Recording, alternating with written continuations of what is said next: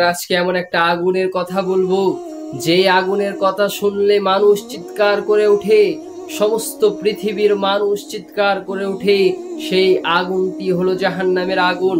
সম্মানিত দিনী ভাই বোনেরা, একটু কল্পনা করুন, মানুষ যখন দুনিয়ার আগুনে স্পর্শ যখন করে তখন সে চিৎকার করে ওঠে। তাহলে জাহান্নামের আগুনে যদি মানুষ পড়ে যায় তাহলে কতটুকু তার অবস্থা, কেমন অবস্থা হয়ে যেতে পারে। সম্মানিত দিনী ভাই বোনেরা, অথচ রাসূল সাল্লাল্লাহু আলাইহি ওয়াসাল্লাম বলছেন যে দুনিয়ার আগুনের চেয়ে জাহান্নামের আগুন হচ্ছে ৭০ ভাগের মাত্র ১ ভাগ।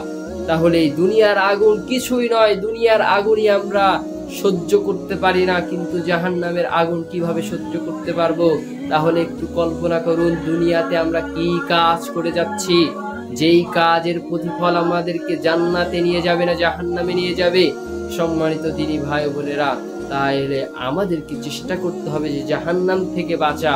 কেননা জাহান্নাম যদি আগুনে আমরা পড়ে যাই, জাহান্নামের যেগুলো শাস্তি রয়েছে তার সবচেয়ে ছোট শাস্তি হচ্ছে মানুষের পায়ের তলে, পাতার তলে জ্বলন্ত কয়লা দেওয়া হবে এবং সেই জ্বলন্ত কয়লার তাপে তার মাথা দিয়ে টকবক করে পুঁজ এবং রক্ত বের হবে এবং সেই পুঁজ এবং রক্তই তাকে খেতে দেওয়া হবে।